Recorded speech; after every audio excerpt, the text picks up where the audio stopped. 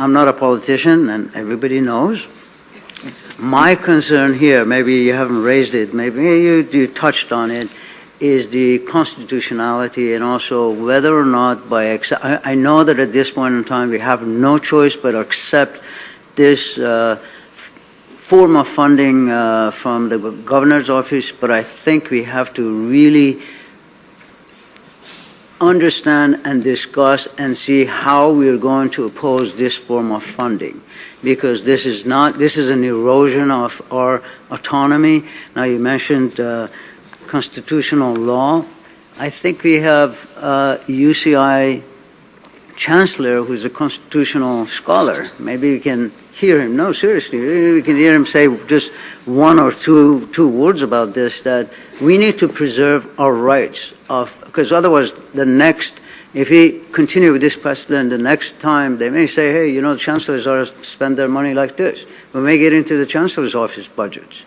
So well, I don't, even though this is so much more information, I don't think that we should just accept this without somehow raising the issue of preserving our rights.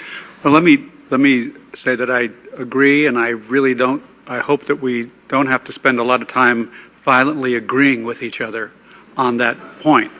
I know that we have asked already for opinion from outside counsel on this, and so we are preparing for that.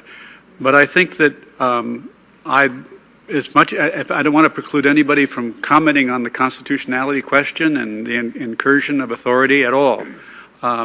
But I would like to focus today, most of all, on our responsibilities here.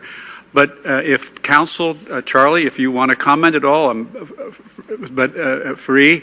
But I think we're preparing for if we're unable to convince the legislature of a wrong move, and I don't believe that we've given up some kind of we've established a precedent by this. But you can let us know. We have not, and I don't think I want to say any more than you've said.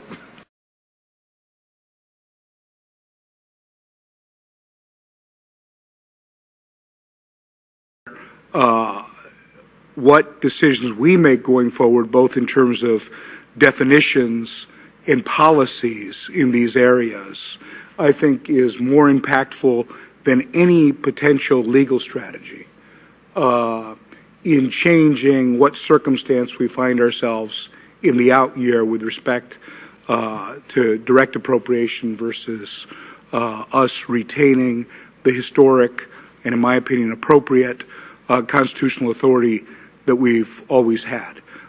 So I look forward to us moving forward to these conversations as a board, because I really do think that's going to be the single most important question.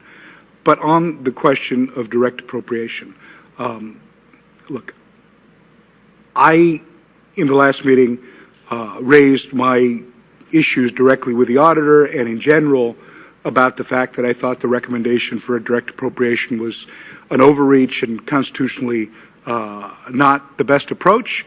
And as a recovering politician, Hadi, I look back at my time in the legislature, and had I still been in the legislature, I wouldn't have liked the idea of direct appropriation, because I don't think I think this board, given the right sets of information and challenging itself with the right questions, is in a better position to do the budgeting as well as being what is constitutionally anticipated. That said, of all the different forms of direct appropriation that we could have seen, this was the most benign, in that the legislature gave us essentially a block grant and still afforded us the ability to decide within that block grant how to use it.